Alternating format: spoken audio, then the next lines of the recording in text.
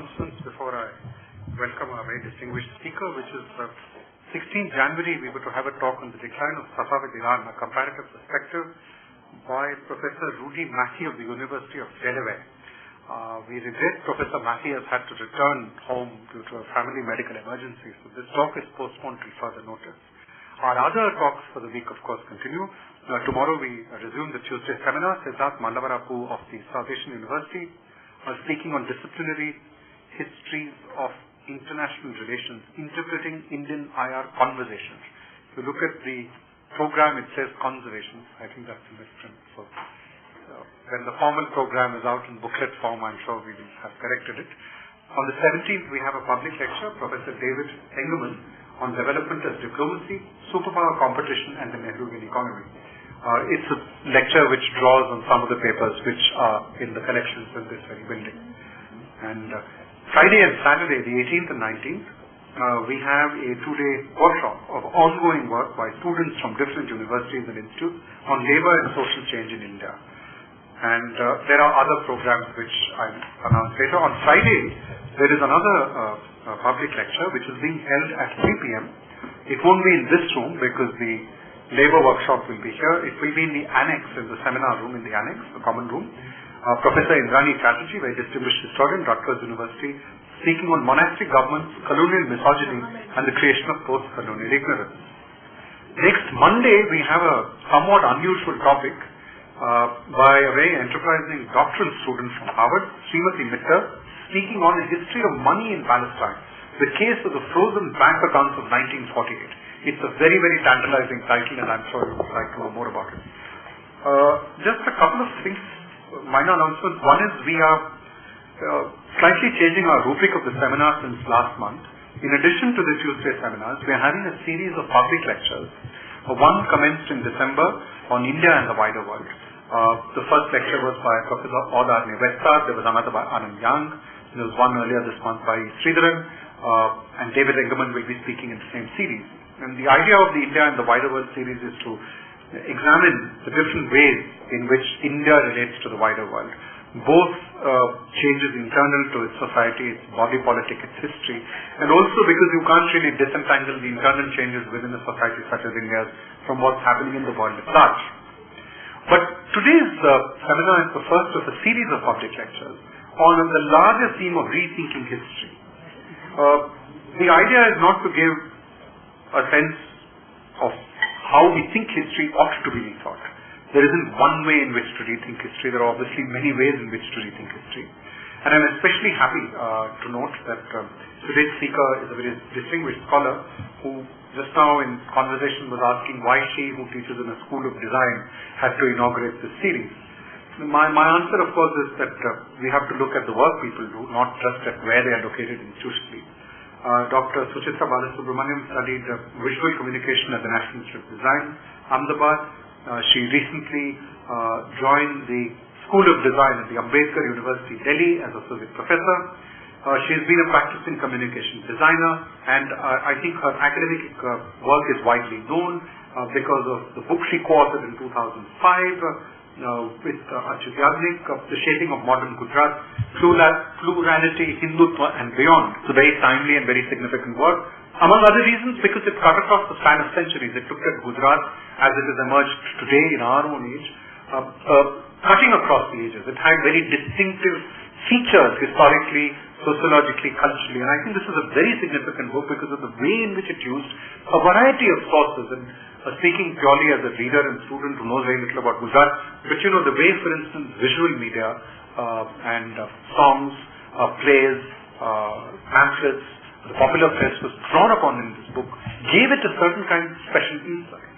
The other more recent book is equally rich, Ahmedabad, from Royal City to Megacity. For today's talk, Dr. Balasubrahmannyan suggested the following title, The Myth of the Hare and the Hound, Making Sense of History. It focuses on the city of Ahmedabad, established 600 years ago, what happened then, and how we view it now. So without further ado, Dr. Balasubrahmannyan.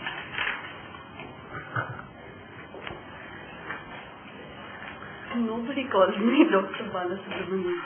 I almost don't recognize myself. It's true, I was a little wobbly about coming and talking about history. I teach and practice design. I have all these years, and the problems of design are problems of the real world, about real places, real people, and these problems don't present themselves in disciplinary divides.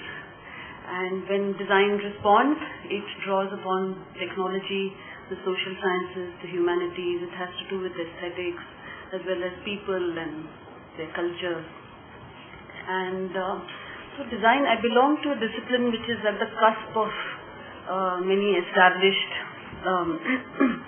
academic disciplines. And design also, yet design is interested in the past because design acts in the present, and we think that knowing the past illuminates the present. And what's also special about design is that it thinks about futures. So it looks at the past in the way that it illuminates the present in order to act for a future. So this is the, by way of preface, introduction, as almost in confession mode, to try to explain where I'm coming from and what's the kind of background I have, and therefore how this talk has come to be. I will be talking about the myth of the Hare and Hound, which is the foundation myth of the city of Ahmedabad. And I'll also go on to say, in the process of how I was investigating this myth, what actually happened, and something about how I couldn't have made sense of this myth of Ahmedabad's foundation if I hadn't looked at geography, economics, trade relations, design, architecture, the way people move, history itself in terms of political history and the changes that happened in medieval India.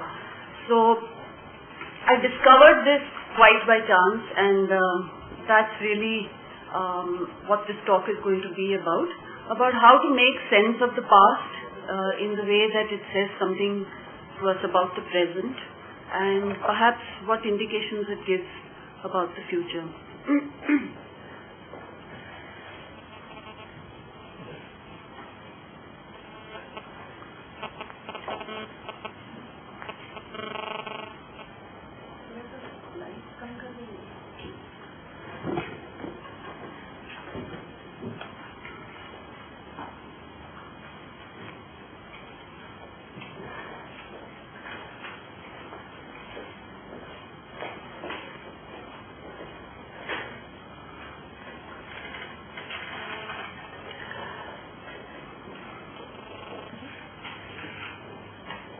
Okay? Okay. For about a decade now, the Ahmedabad Municipal Corporation has been organizing a heritage walk. And this is a walk around the medieval core of the city. And it's pertinent to point out that Ahmedabad is now campaigning for World Heritage, for the UNESCO World Heritage status for the medieval core of the city. And this heritage walk has been part of the campaign to establish the heritage status, the heritage rhetoric of this medieval core, even while it's almost a prologue to its claims to be a megacity.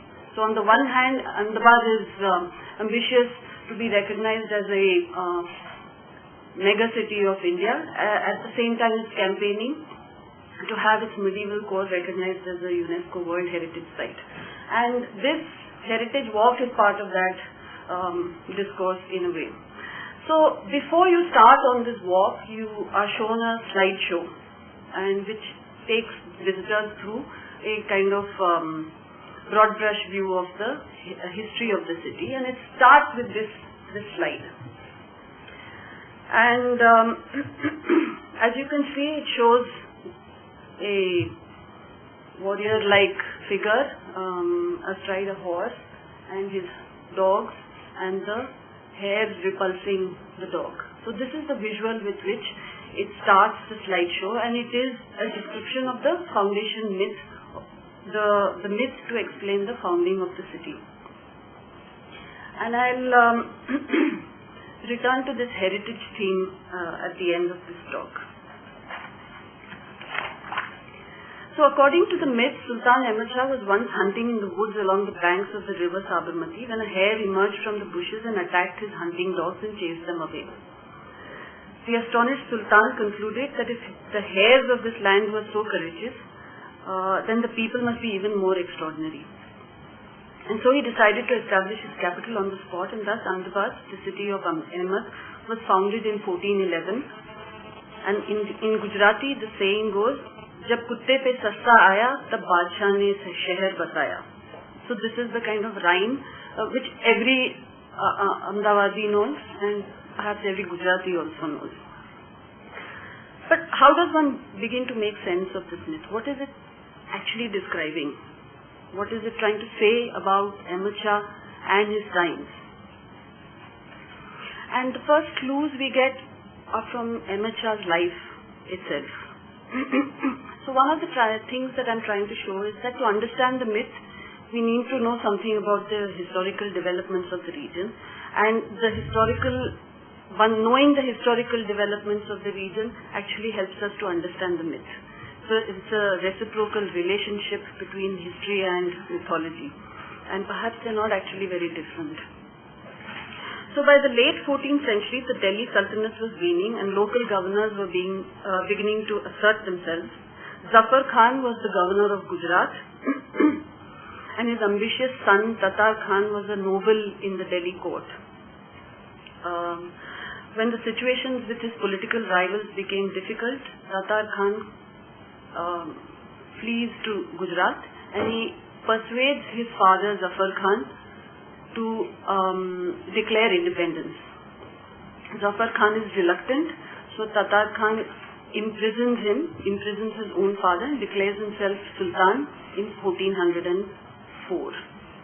In the meanwhile, his father gathers his forces, poisons his son, and then declares himself Sultan in 1407 at Patan. Patan was for 3.5 centuries the Hindu capital of Gujarat till the Delhi Sultan's takeover. Zafar Khan goes back, establishes himself in Patan. By this time his grandson Ahmad Shah, Ahmad Khan then, he's about 18 or 19 years old. He poisons his grandfather and declares himself Sultan, and now is faced with the situation of establishing his own identity and his own space. He doesn't want to be in Patan because it's associated with the Hindu rulers, it's also associated with his grandfather, and so he is trying to look for a space which is his own. So he goes riding on the banks of the river Sabarmati and he sees this wondrous sight and he decides that this will be his capital. Surely it can't be like that. Nobody sets up a capital for a scene like this. So obviously this is saying something else. And this is possibly not even possible, right? That the hares are going to turn upon hounds. So that means this is a metaphor for something else. The spot that he chooses on the bank of the Sabarmati is a strategic one. I'll refer to it as Ahmedabad, though it is still not Ahmedabad. It's on the trade route from Cambay. So Cambay is the most prosperous port of medieval Western India. All the transcontinental trade and subcontinental trade passes through Cambay, which is south of Ahmedabad. It's 70 kilometers south of Ahmedabad. It was also strategically located in terms of Ahmad Shah's rivals, because his cousins and uncles also wanted to be sultans of Gujarat. And so being located in this spot on the river Sabarmati gave him easy access to control Baroda, to control areas of the north. All these were political challenges from the other small kingdoms of the Gujarat region. So the place he chose was strategically, economically, strategic for military reasons, for economic reasons, since trade passed through the area, it was prosperous, and that is why he chooses the place. Also, the river Sabarmati was a source of water, and the river Saraswati, which was near Patan, was drying up. So for even these practical reasons, Ahmedabad was a good choice. But the myth doesn't talk about all this. It talks about a regional power emerging as the central power of Delhi is weakening. So Ahmad Shah was the Hare in that sense, that Gujarat was asserting itself. He is the Hare in his own family circumstances, given the kinds of uncles and cousins that he had who were huge pressure, and we have to remember he was 19 or 20 years old. So in these many ways he was the Hare who was repulsing the hounds of his time. And that's what the myth, we could imagine that the myth is talking about if we knew the historical background. So what I'm saying is that we can understand the myth because we know the political developments of the place, and the myth invites us to re-look at the political developments of the place. So they have this kind of a reciprocal kind of illuminating role. Sometime during the writing of the Ahmedabad book, I happened to mention to the person who did this heritage work, who has visualized this heritage work, that I was just writing about this Hare and Hound myth. And he casually said that this is the founding myth of Malacca, which is at the bottom right. Can you see in the Java region? So this was a huge surprise for me. I was astonished that the same myth, and Malacca is established in 1400, Ahmedabad in 1411. And it's a whole ocean away. So what was happening? And it is the exact same story.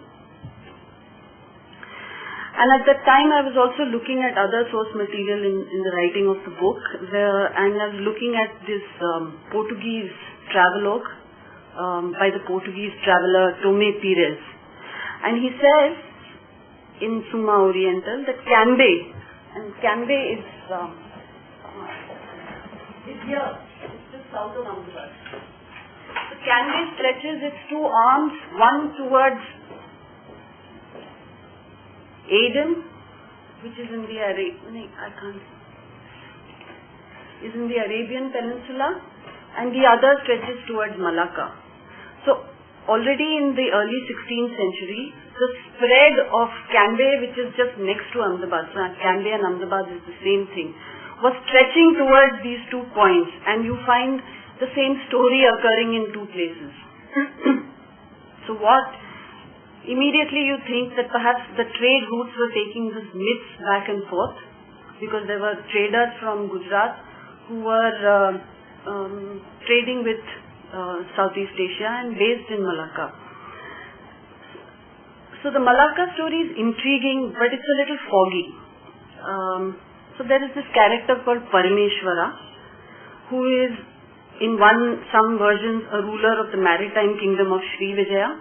In some other versions they refer to him as a Majapahit vassal.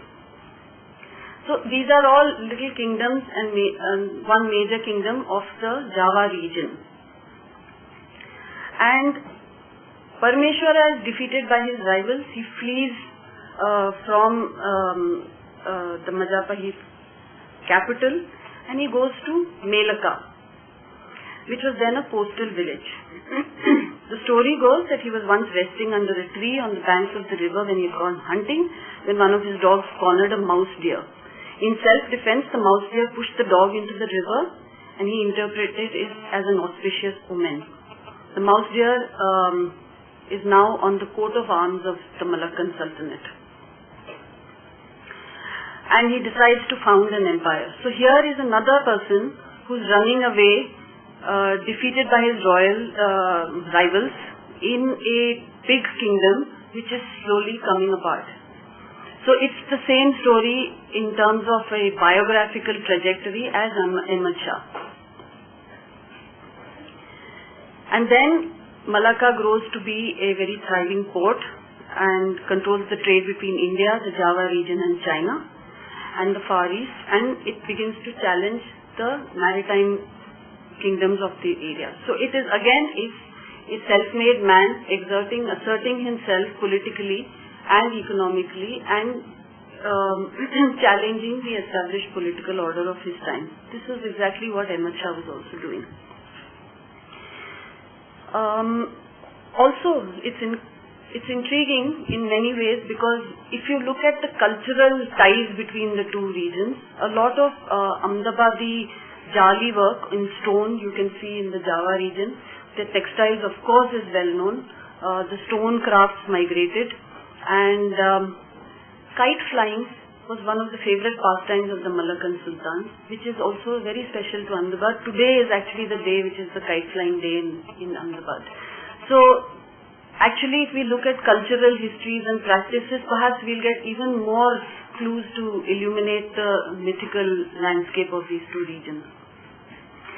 So once this happened, it was irresistible to find out where all this myth occurs. And to be very frank, this study couldn't have been possible without Google, because how else do you find out where this myth occur, you know? So that is how I discovered that the next major place that this story occurs is in Vijayanagara. This is the story of the establishment of the Vijayanagara Empire. So in this case, there are two Kakatiya or Hoysala vassals. We don't know for sure. There are different versions of the story, Hare, and Bukka, and they are fleeing from the incursions of the Delhi Sultanate, and they are hunting one day on the banks of the Tungabhadra river. In each of these, the river is there, and the hunting is always taking place on the banks of the river. And then they see a hare turning around and biting their hunting dogs. Harihara and Bukka go and report this to their preceptor, Vidyaranya, who tells them that this is the indication, the auspicious omen, that you should set up your kingdom over here, and that is how Vijayanagara was established. The Tungabhadra, of course, offered protection. Just as Malacca was strategic for trade, Tungabhadra region and the hilly terrain of this place was ideal for fortification. So in each of these cases, Ahmedabad, Malacca, Vijayanagara, Hampi, there were very practical reasons why the capital was located in that particular place, but are described, justified and legitimized with the same myth. Interestingly, in the case of Vijayanagara, it was also supposed to have very close links with the Ramayana mythology. It's supposed to be the area of Kishkinda, and it is the place where Ram met Sugriv, who was also a hare running from trying to look to resist a hound in his own life. That was his older brother Vali. So at many levels, this image keeps recurring.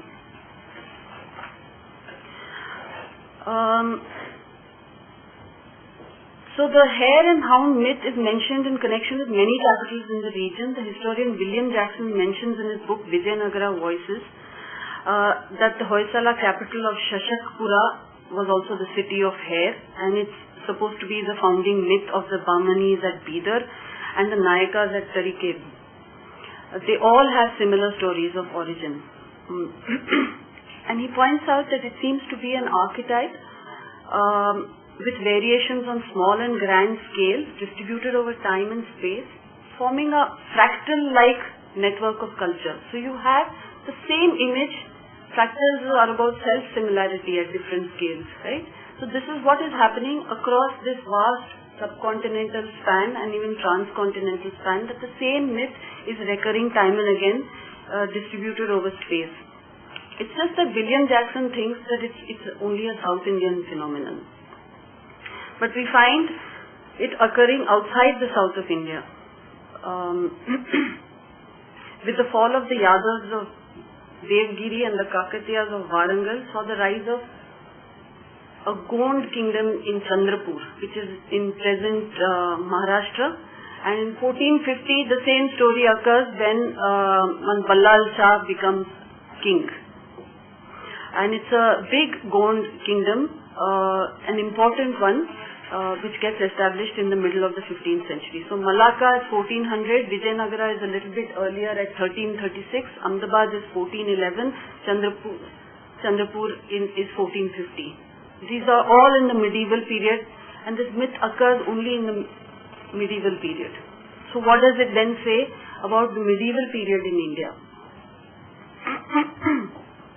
And here the protagonist is a Gond Adivasi. We can now follow the myth eastward. By the 16th century, almost the whole of West Odisha came under the political sway of the Chauhan Rajas.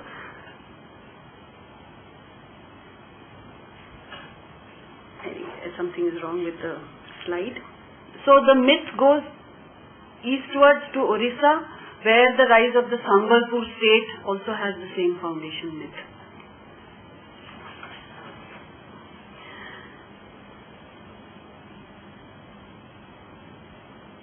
The story recurs in the 16th century is the foundation of Bangalore. There again, Kelpagowda sees a hare turning on his hunting dogs, and he decides to found Bangalore. Sambalpur is in 1570. This is where the myth goes eastward. So soon we find that it's all over the place, north and south. And in 1510 it appears in Bhuj. So if we look at what Tome Pires was saying, and that Cambe is stretching his hands from Malacca to Aden, we don't find instances, I couldn't find instances of this myth going westwards from Ahmedabad. It goes eastwards in many, many locations, but I wasn't able to find any westward movement of this myth.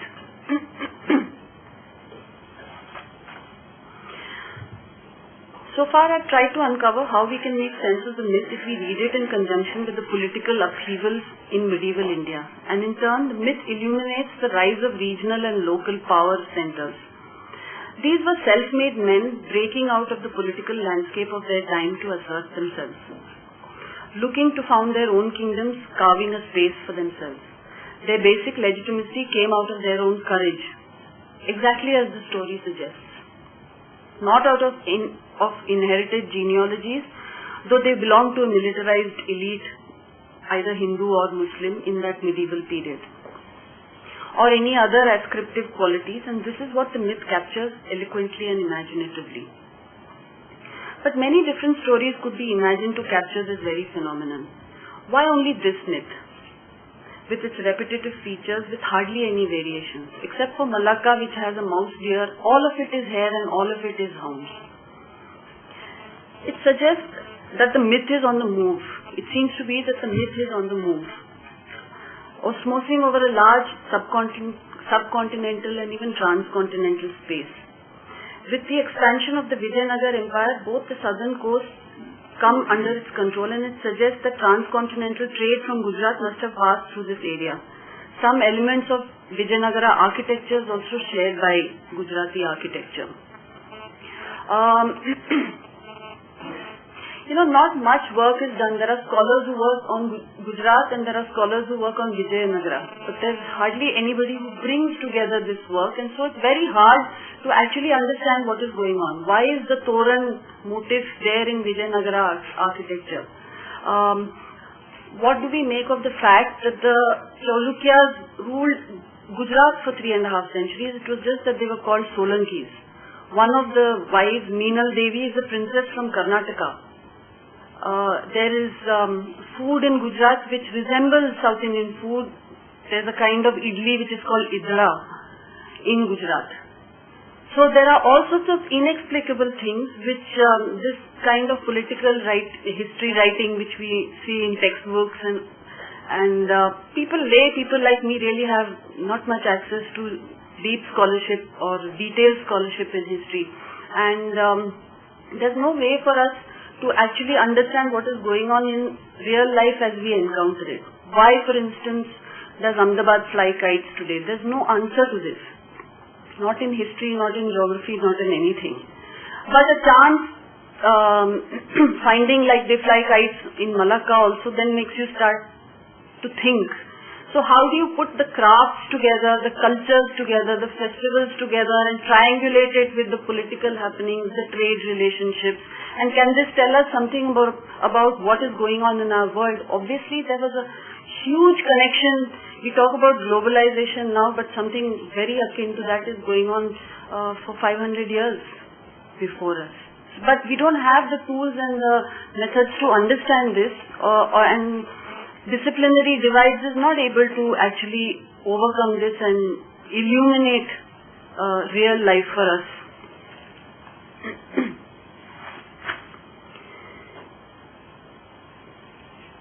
So, a glance at the geographical spread seems to suggest trade routes.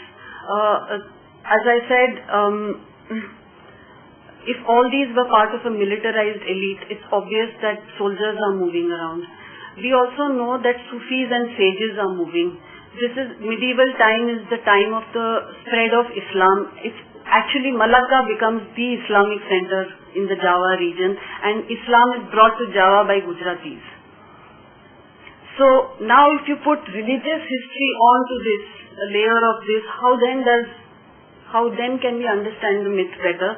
Or how does the myth indicate to us that other things are traveling? So if you now again go back and if you think of the diffusion of Islam in the medieval time and look back to the stories, we find that religious figures occur soon after the Hare and Hound story happens. So in the case of Vijayanagara, Vidyaranya comes, who is the head of the Sringeri Mutt.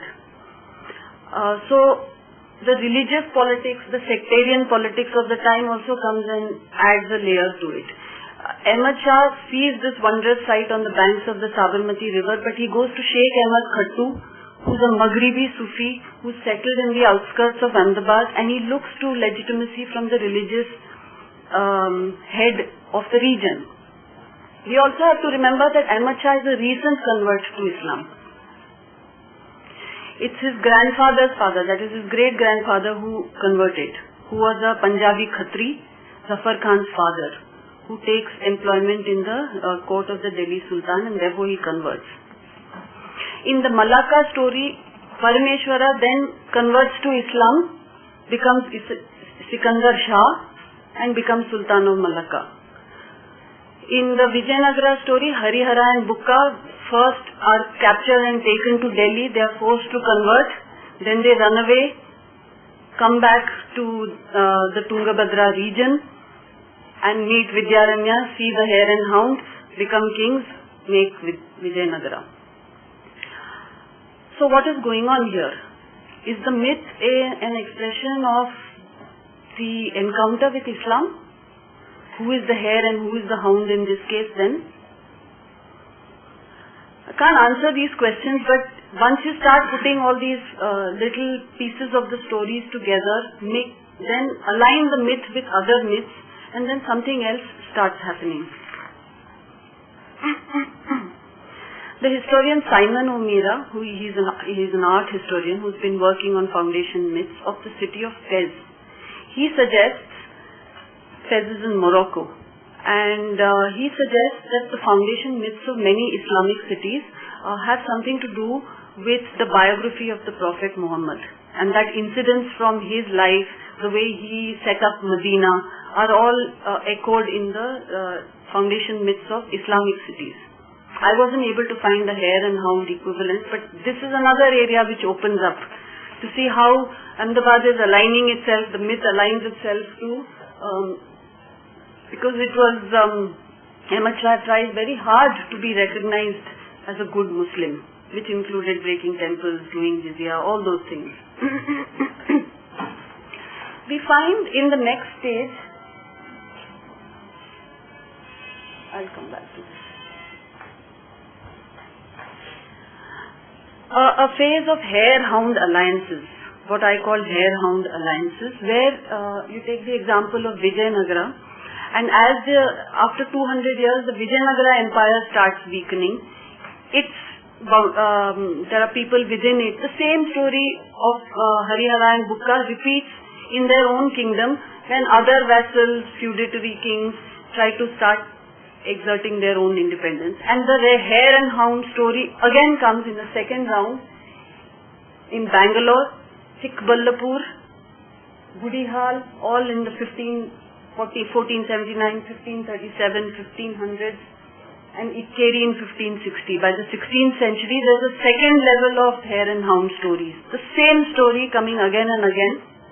This time, they are breaking away from the Vijayanagara Empire and establishing their own centers. But in this case, we find that the central power is helping and aligning itself with the Hares which are trying to resist. And so with the assistance of the Vijayanagara kings, all these people become independent. So no longer is the Hare and Hound story a story of resistance to political authority, but it becomes a story of legitimizing their own presence in their regions. Similarly, in Sambalpur, the story is also associated with several small Uriya cities, including Talcher, Katak, Kharagpur. Kharag means hair. And these are all kingdoms of the late 16th century,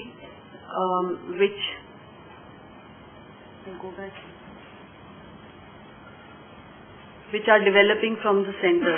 The last two instances are from Panchal and Kuruchi 1730, which is a South Indian, it's near Tuticorin, where a local, is a Pandyan, it's a resistance towards the Nayakas of Madurai, and this Kattabomman figure, he establishes his own kingdom, and it's the Adi Kattabomman's son, Veera Pandyan Kattabomman, who in 1799 resists the British. And the story locally is considered the first resistance to the British, even before the Sepoy Mutiny.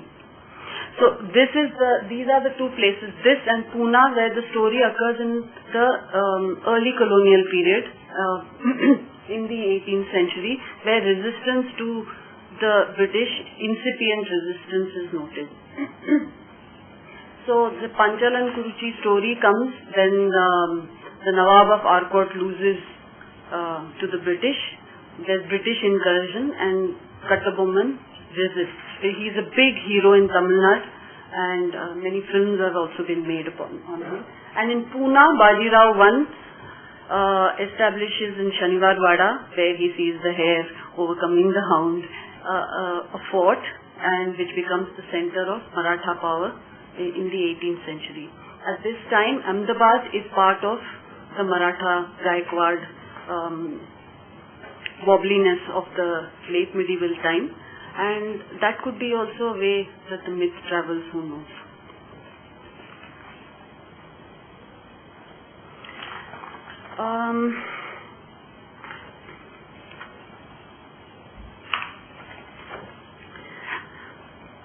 Yet another way to read or make greater sense of this myth is to combine it with other myths. So now I'm trying to look at whether we can make greater sense out of this Hare and Hound story in other ways. And I offer a brief exploration of the case of Ahmedabad. I've already indicated how in the case of Bhuj, the Hare became the Hound. That is, the Gujarat Sultans were now the Hounds, right? And they were accommodating the Hare of Bhuj and making friends with Ra Kingarji, and with his blessings, Ra Kingarji becomes the head of Bhuj, the Jadeja Rajputs. Another echo of such a role reversal is in the myth of Maniknath's destruction of Ahmedabad's city walls. When Ahmed Shah begins to build the city walls, every morning he would find the previous day's constructions destroyed. Investigations revealed that this was the result of the spiritual power of the local saint Manik Baba, who resented the way Ahmed Shah was taking over the area he had claimed. Every day, Manik Baba wove a blanket and at night unraveled the blanket, and with that the city walls came crashing down. This is how the story goes. So here we find a different hare encountering a hare-turned-hound. There are many versions of the story, but one is that Ahmed Shah challenges Maniknath and says, if you're so great, prove it. Can you get into this bottle? So Maniknath, the naive hare, he gets into the bottle and Ahmed Shah corks it. So the hare's resistance is also put in its place and not accommodated like then the Gujarat Sultans do later. So if you see then this wondrous place where the hare turns upon the hound, and that is what Ahmedabad's greatness is, how do you make this story work? What does it mean then?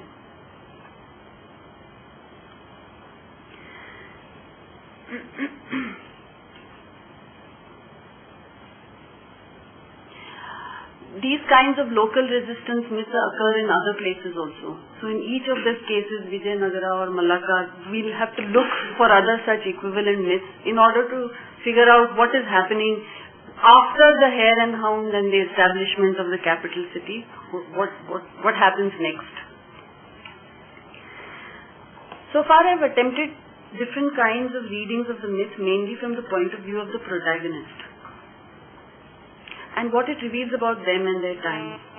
In doing this, I've tried to show that myths illuminate and are illuminated by geography, politics, economics, individual biographies, and the real expressive power emerges in the intersection of all these lenses, or in some less tangible field of comprehension at the interstices of all these stories. So unless you know the trade networks and how trade exchanges and cultural exchanges take place, you can't really tell what is happening with the myth.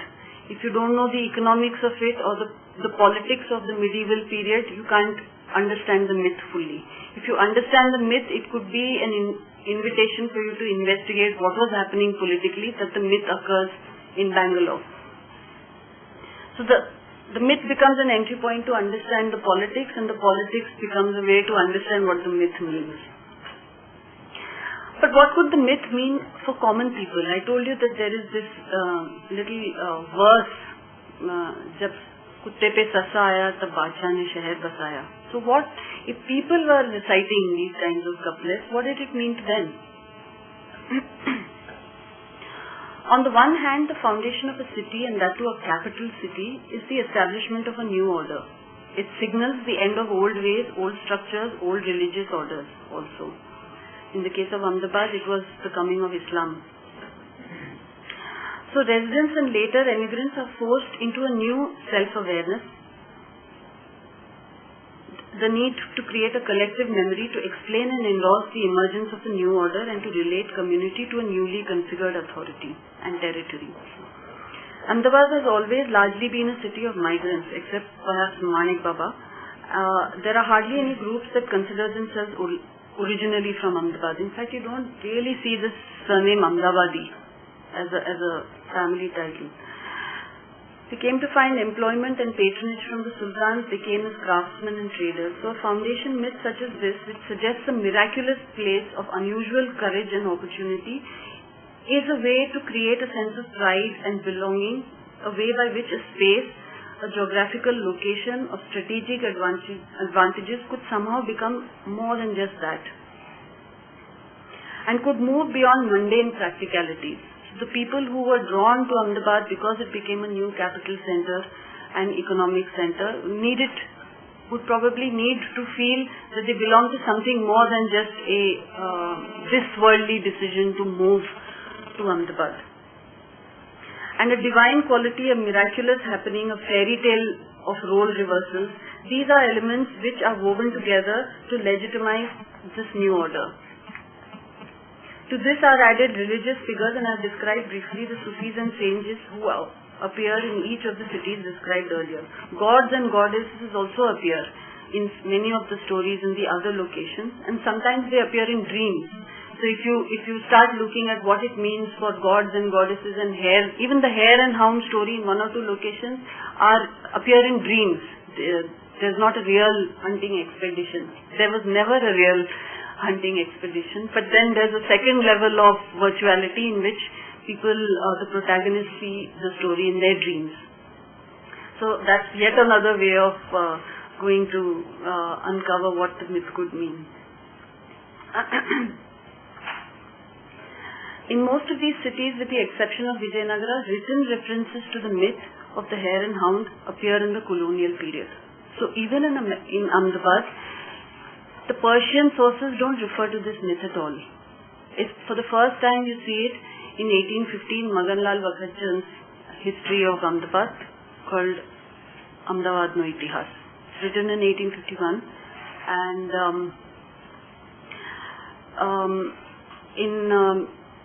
only in Vijayanagara you see, in Malacca you see it in the Malay Annals, which is a set of stories put together in the colonial period. Tommy Pires writes about Malacca, but he doesn't recount the story. So when does the story actually start circulating is very hard to tell. Was it contemporaneous? Did it emerge later to explain the events of the past? At what point does it emerge is very, very hard to tell. But Maganlal Vakhatchand tells us that this is a verse which is recited by the people of Ahmedabad, and the historian who follows him, Ratnamani Rao Bhimrao Jote, he also refers to the myth and he says it's all rubbish, and none of the earlier historians have referred to it, and not the Persians, not anybody else, not in the Sanskrit or Jain works. And for Jote, who's writing in 1929, obviously he's had modern education. For him, what is not written is not worth writing about. Whereas Maganlal Vakhatchand, he studied in a Gujarati school, is one of the early educated citizens of Ahmedabad.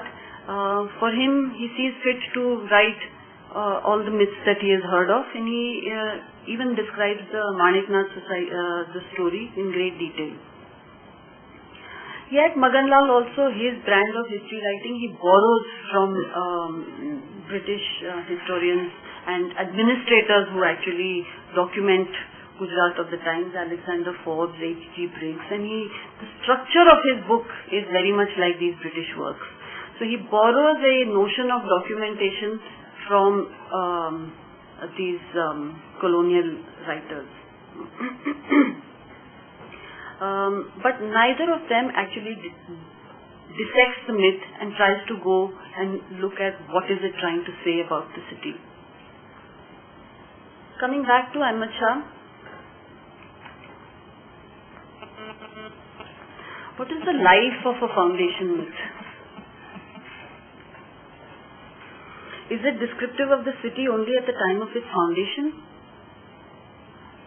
We've seen the repetition of the Hare and Hound story in the second level in the small cities around Vijayanagara. And we know that the Hare and Hound story itself goes through variations where the hares and hounds are making friends. But what does the myth say? Does it have any meaning for us now, especially in the case of Ahmedabad? Or is it just some story about the past? The fact that Maganlal Vakhatchand recorded it indicates that the story was still circulating in the middle of the 19th century. In fact, even today, common people of Ahmedabad can quote this couplet, "Jab kutte pe sassa aaya." But now the myth has a life which is different.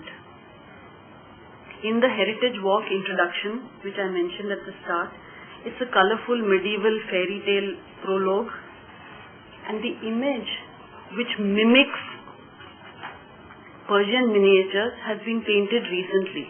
It's by a figurative painter called Amit Ambalal, and while I don't know the exact date, it's within the last 20 years that this has been painted.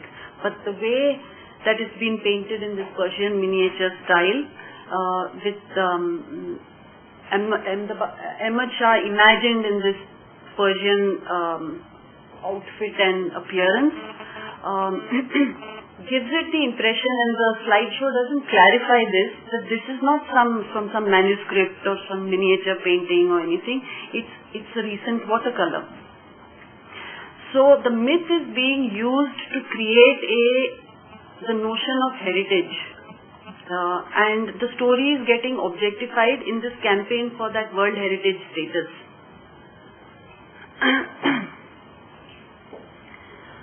A lot of the viewers, visitors to the Heritage Walk think it's a contemporaneous visual representation of Ahmad Shah's Times.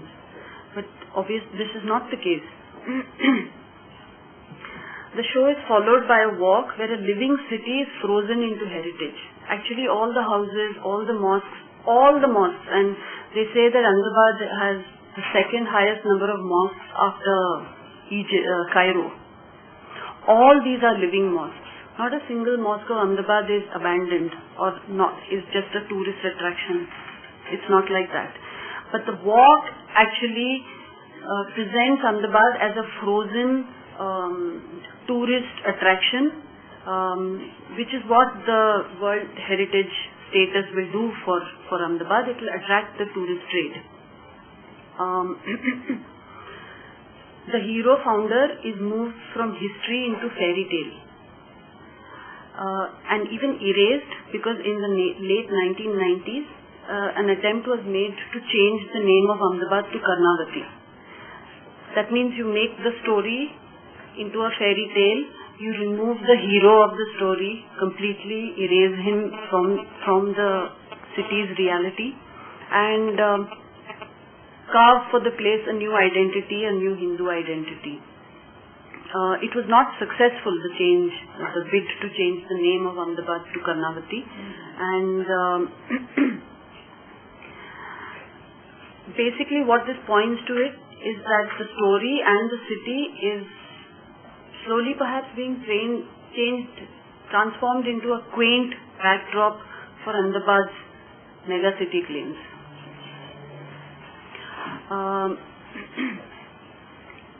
Yet the myth lives on, and by living on, it can be an invitation to think of the hares and hounds of today's Ahmedabad.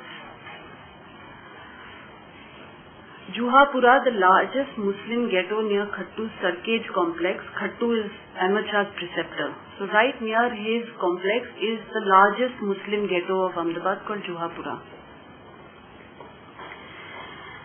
It's like the bottle in which Manik Nath was sealed. So all the Muslims of Ahmedabad have actually been sealed into this small area and forced to live this confined life in Juhapura. And any kind of, if you start looking at the situation of Muslims from a hare and hound perspective, then you can see that they are in the situation of the Manik Nath hare, and they've been pushed into this bottle and plugged and kept there in their place. So not only were there hare and hound alliances, there were instances of the hares being firmly put in their place. And as Gujarat's leadership makes its way to Delhi now after the elections, the myth of the hare repulsing the hounds becomes more and more evocative and thought-provoking. Thank you.